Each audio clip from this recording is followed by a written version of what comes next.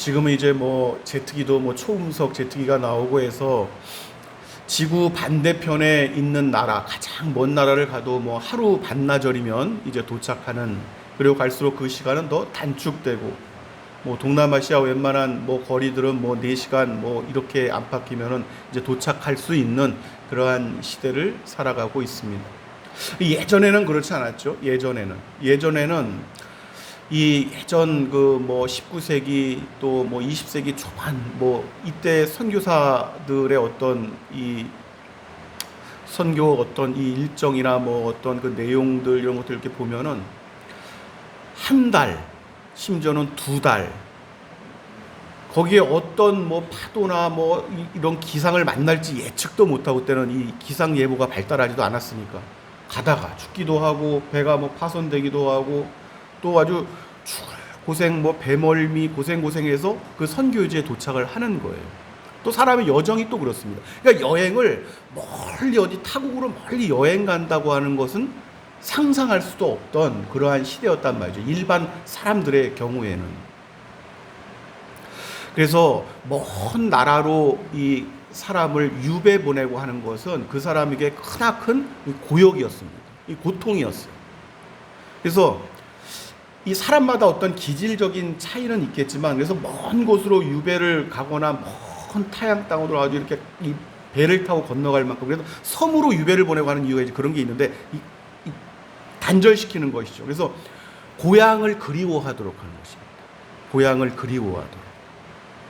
그래서 이 타국에서 고향을 그리워하는 이 마음들이 너무 심해져가지고 시름시름 앓다가 그렇게 죽는 사람들도 상당수가 있었다고 그래요. 이제 사람마다 어떤 기질적인 차이들은 있겠지만, 여러분, 이 땅에서의 이 성도들의 여정길이 그렇습니다.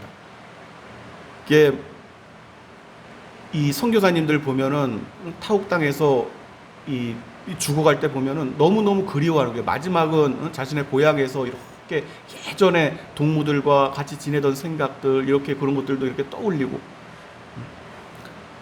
이 성도들의 여정이 여러분 그렇다는 거죠. 이 땅에서 저마다 이제 차이들은 있어요. 크고 작은 차이들은 있는데, 얼마나 우리가 돌아갈 본향을 사모하는 마음을 가지고 있는가 하는 것에 따른 차이가 있습니다. 믿음의 어떤 모습들도 그러한 어떤 믿음의 정도, 또 그 고향을 그리워하는 사모하는 마음의 정도에 따라서 이 땅에서 살아가는 믿음의 모습들이, 크고 작은 차이들이 나타날 수가 있단 말이죠. 우리가 이러한 어떤 말씀을 좀 마음에 두고, 또 그러한 견지에서 이렇게 말씀을 살펴보면 이해가 좀 더 깊이 이렇게 깨닫게 되는 경우가 생기는 어떤 이러한 구절들을 많이 볼 수가 있습니다. 여러분, 오늘 이 말씀을 보면은 인자가 이 땅에 올 때에 어떠한 모습으로 올 것인가, 그때에 마지막 때 하나님께서 염소와 양을 어떻게 나누실 것인가 하는 것에 대한 어떤 분명한 우리에게 확신을 주고 있는 것을 볼 수가 있죠. 그리고 그때를 대비해서 성경의 구절구절에 나타나는 어떤 비유들이 있는데, 열매에 대한 비유가 많이 나옵니다. 열매에 대한 비유. 왜냐하면 이 신앙이라는 것은 어떠한 이 삶의, 누가 짧든 길든지 간에 어떠한 삶의 열매를 맺고 이 땅에서의 어떤 이 시간의 행적을 마칠 것인가 하는 것이 중요하기 때문에 그렇습니다. 예수님께서 사람들을 이렇게 바라보실 때 그 속을 다 아신단 말이죠. 하나님께서는 그 마음의 중심을 보시기 때문에 이렇게 보면 아세요. 그 영혼의 중심을 아시는 거죠. 이 독사의 자식들아 하시기도 하시고, 내가 내 믿음을 귀하게 여긴다 이렇게 말씀하시기도 하고, 내 믿음이 너를 구원하였다 이런 말씀도 하시기도 하죠.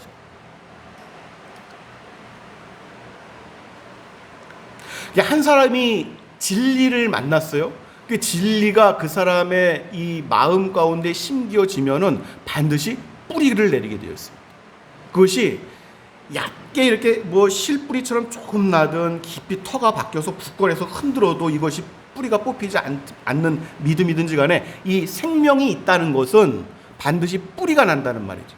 뿌리가.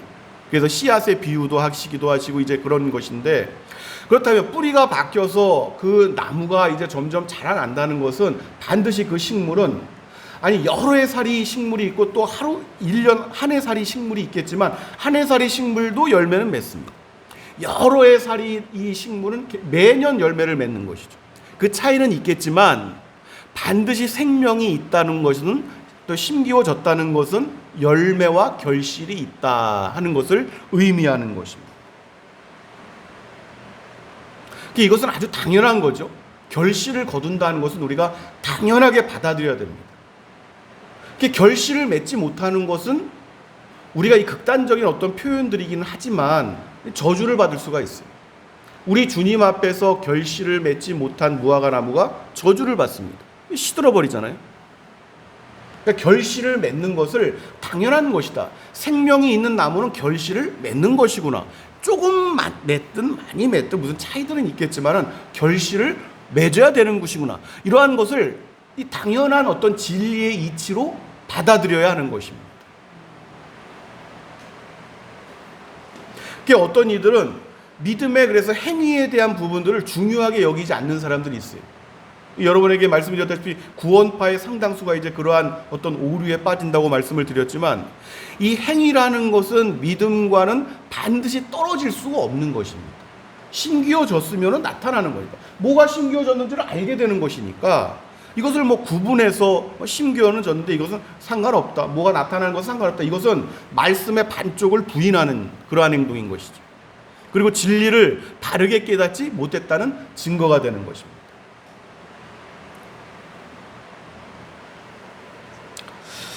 우리가 그러한 의미에서 말씀을 우리가 살펴보는 일이 필요한데, 그러니까 크고 작은 어떤 결실과 어떤 이 성장과 이러한 일들이 나타나지 않는다는 것은 이제 어떤 의미로 받아들여져야 하냐면, 이 진리가 깊이 있게 이렇게 뿌리를 내리지 못했다는 것을 의미합니다.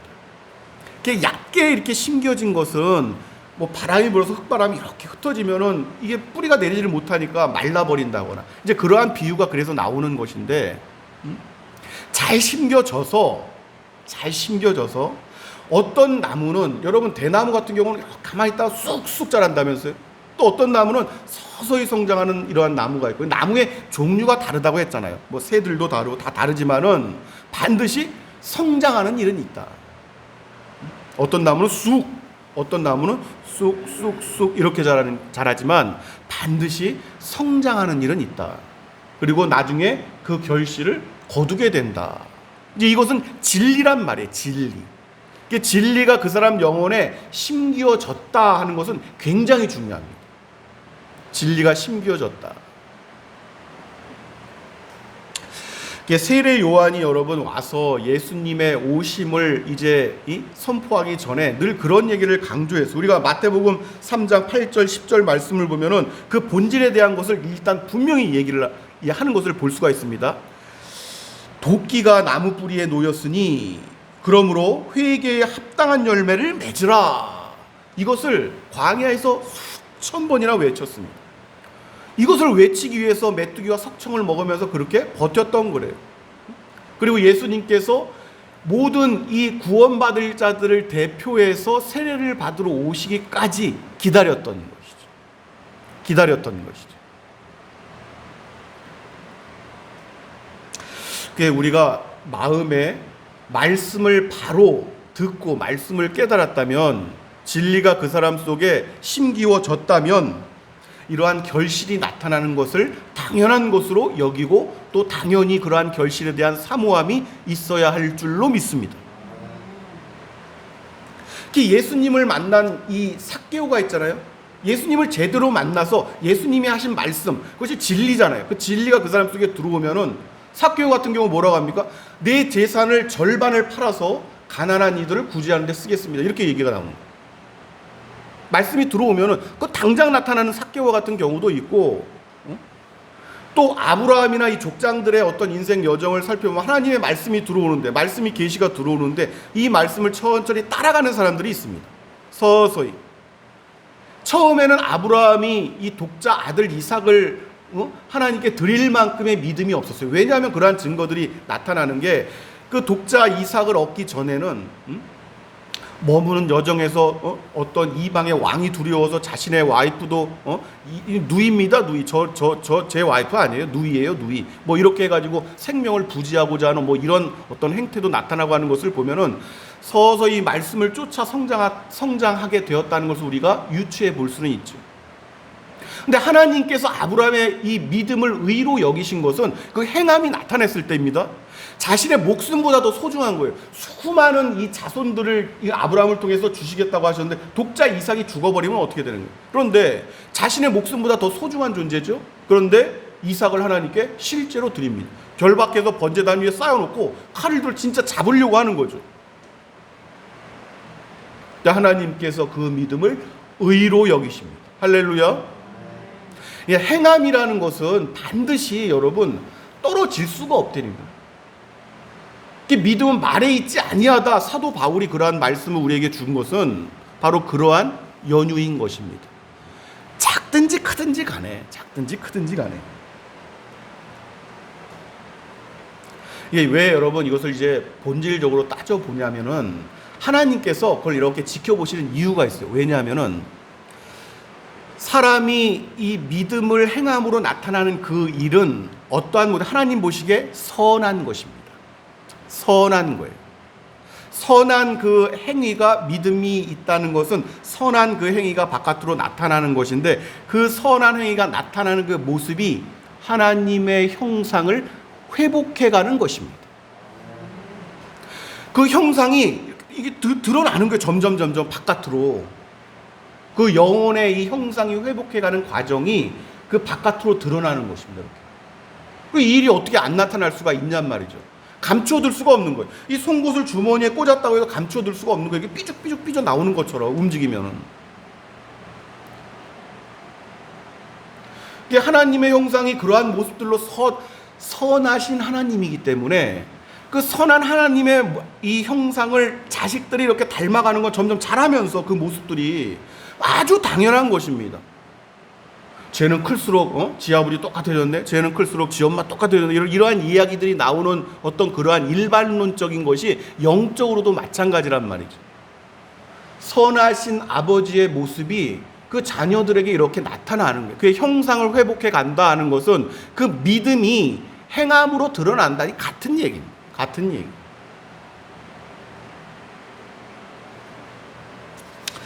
레위기 여러분 19장 2절 말씀을 보면은 그 자신의 아버지를 따라서 하나님의 그 본성 성품을 닮아가는 일에 대해서 여러분 그걸 당연하게 말씀을 하시는 거예요. 그냥 그걸 율법이라고 사람들은 생각을 했는데 율법이 아니란 말이죠. 그것이 19장 2절에 뭐라고 말씀하시는 거 아니? 너희는 거룩하라. 이는 나 여호와 너희 하나님이 거룩함이니라. 할렐루야. 당연한 거예요. 당연한 거. 그래서 교회를 거룩하다 하는 것입니다. 성도들을 거룩하다 하는 것입니다. 할렐루야. 그러니까 하나님께 속하지 아니한 것들은 거룩하지 않은 거예요. 그래서 거룩이라는 말 자체가 거룩하지 않은, 그러니까 세상에서 하나님께서 따로 이렇게 불러낸 이 따로 하나님께 속한 것들을 거룩하다. 그게 거룩할 성자가 쓰이잖아요. 그게 교회에서 쓰이는 뭐 물컬, 주의 종들이 마시는 뭐 목말라서 물 한 잔 마시는 물컵, 이것도 말씀을 전하는 일에 쓰였기 때문에 거룩한 성물이 되는 것입니다. 성부와 성자와 성령의 이름으로 종을 치면은 이것은 거룩한 성물이 되는 것입니다. 할렐루야. 거룩하단 말이에요. 거룩하다. 하나님께서 그 천사들이 그거 거룩하다 그렇게 하는 거예요. 너는 참 거룩하다. 이게 인을 치시는 것입니다. 이 기적들이 나타나는 것은 하나님의 형상이 드러나고 그 말씀이 확 드러나 하나님께 속한 것들이 극단적으로 드러나면은 악이 쫓겨나가는 것이고 거룩해지는 것입니다. 그 장소가 거룩해지는 것입니다. 그것이 교회라니까요.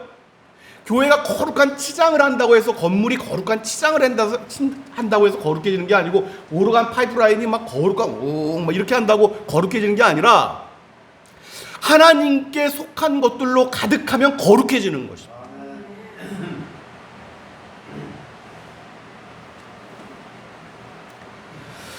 그래서 이 거룩의 모습이 바깥으로 드러나는 것, 그것이 믿음의 행위다 하는 것을 이해하는 축복이 있으시기를 바랍니다. 그러니까 사람이 이 마지막 시대는 여러 뭐 자신들이 안다고 얘기하는 사람들이 있어요. 근데 그 말씀에 근거하지 않는 것들은 이 들을 가치가 없는 것입니다. 하나님께서 계시하신 말씀이 아니고는 들을 가치가 없는 거예요. 그러니까 믿음과 행위에 대한 어떤 이 말씀의 이 따박, 이 히브리어로 그렇게 얘기를 하는데 따박, 붙어서 떨어지지 않는 상태. 야고보에서도 행함이 없는 믿음은 죽은 것이다 이렇게 말씀하는 이유가 왜냐하면은 생명이 없으니까 안 나타난다고 보는 거예요. 생명이 없으니까 하나님의 형상을 회복해 갈 수 있는 생명이 없단 말이에요. 그 믿음이 어떻게 그 살아있는 믿음입니까? 생명이 없다고 보기 때문에 죽은 믿음이 되는 것이 당연한 말씀입니다. 당연한 말씀입니다. 그래서 이 마지막 시대에 행함을 말하지 않고 행함은 나와 관계없어 하나님만 믿으면 되지 이러한 믿음은 그것은 정상적인 믿음일 수가 없습니다. 그래서 그렇게 믿는 사람들 그렇게 살라고 하면 돼요. 너의 믿음의 행위대로 네가 살아라 하면 되는 것입니다. 그러나 말씀을 깨닫고 진리를 깨달았다면 그 진리가 속에 뿌리를 내리게 되면 그렇게 살 수 없게 된단 말이죠. 자기가 그렇게 하려고 해도 그 생명력이 그렇게 내버려 두지를 않습니다.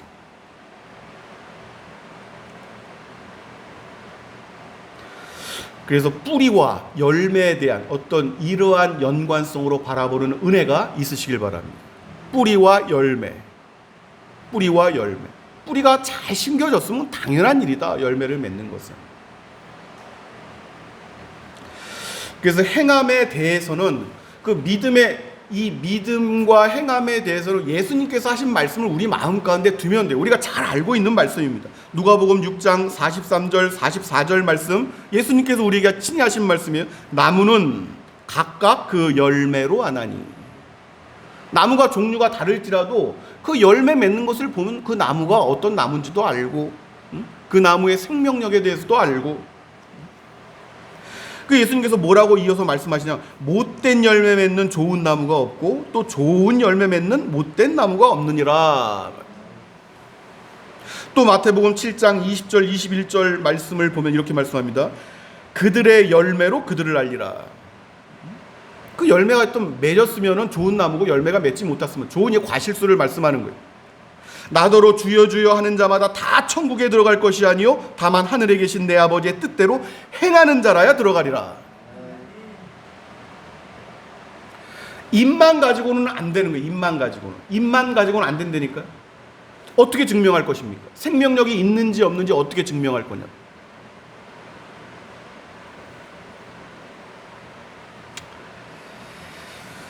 사랑하는 여러분, 그런데 우리가 이것을 의무와 율법으로 봐서는 안 되는 것이고, 사모함이 있으면 됩니다. 우선적으로 가장 시작은 사모함이에요. 하나님의 내 아버지, 내가 사랑하는 아버지, 내가 늘 사랑한다고 말하는 고백하는 그 아버지의 형상을 내 속에서 회복해 갈 수 있는 은사를 베풀어 주옵소서. 기도를 그렇게 하는 것입니다. 여러분, 애절하게 하는 거예요. 애절하게 하는 것입니다. 눈물 많이 흘려야 됩니다. 나에게 그러한 행함이 나타나지 않을 때 많이 울어야 되는 거예요. 그래야지만 자신이 잘못했을 때 바로 돌아서서 또 울 수 있고, 아버지께 잘못했다, 하나님께 잘못했다고 자주 고백하는 사람은 은혜가 있는 사람입니다. 사람에게는 말할 것도 없고 잘못했으면 잘못했다고 하는 것입니다.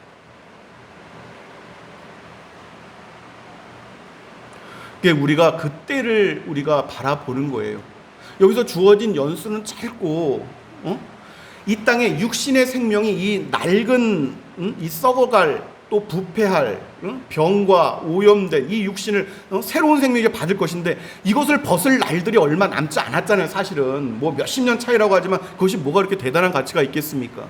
그 주어진 시간 동안 뭘 사모하냐면은 이제 영원의 시간 속에서 지속적으로 하나님과 함께 내 주 예수 그리스도 함께 보내게 될 그 시간들을 사모하면서 여기에서 어찌 됐든 하나님의 형상을 회복하는 그 일이 촉진되어지도록 믿음의 선한 행위와 열매들이 나타날 수 있도록 그것을 사모하는 것입니다. 이때의 어떤 행한 선한 것들을 가지고 또 하나님께서는 상급을 주신다고 말씀을 하시는데 그것을 사모하는 것입니다. 그 상급받을 그때를 사모하는 것입니다. 기업을 무르게 될 그때를 사모하는 것입니다.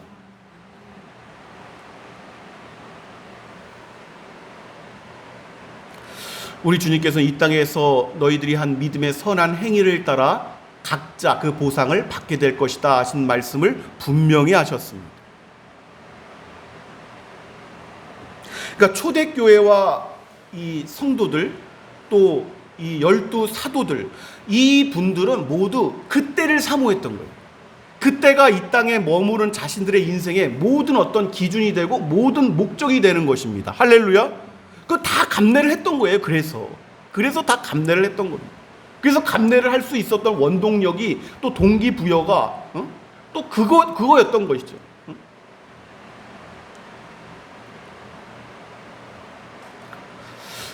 갈수록 극명해집니다. 여러분, 양과 염소를 그때 나누게 될 일들이 있을 터인데, 여러분, 이 팔레스타인 지역에서는 그건 뭐 이 알려진 사실입니다.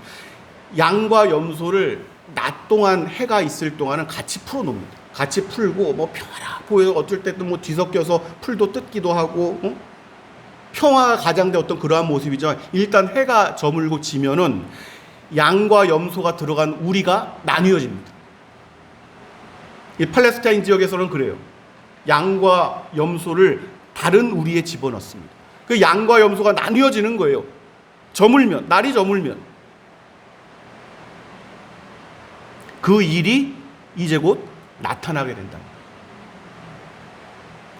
날이 저물어 가고 있어요. 사도 바울도 그 인생 여정에 그 고단했던, 너무너무 힘겨웠던 자신의 고난을 지속적으로 이 말씀을 통해서 많은 교회들에게 하고 있잖아요. 내가 40에 하나 감암매를, 여러분 알죠? 40에 하나 감암매 채찍이 막 박혀 있는 거라니까, 이 동물 뼈 조각들이 뚝뚝 막 떨어져 나가, 잘못하면. 그걸 3번이나 맞고, 복음을 전하러 넘어가다 강도를 만나서 다 빼앗기고 굶주리고 헐벗고, 그런 게 나 이런 고생을 알아주라 그런 것이 아니라, 이러한 것들을 감내하면서 내가 복음을 위하여, 그 복된 영광을 위하여 내가 나의 달려갈 길을 달려가는 그 이유가 무엇인지 아니, 그렇게 말씀을 하는 것이죠. 여러분, 사도 바울이 마지막 때에 이 땅을 떠나기 전에 그 고백했던, 그 교회에 남겼던 그 말씀을 다시 한번 제가 봉독해 보겠습니다. 들어보시기 바랍니다. 디모데후서 4장 6절 8절 말씀. 사랑하는 그 아들과 같은 디모데에게 이렇게 남기잖아요. 전제와 같이 내가 벌써 부어지고 나의 떠날 시각이 가까웠도다. 이제 후로는 나를 위하여 의의 면류관이 예비되었으므로 주 곧 의로우신 재판장이 그날에 내게 주실 것이며.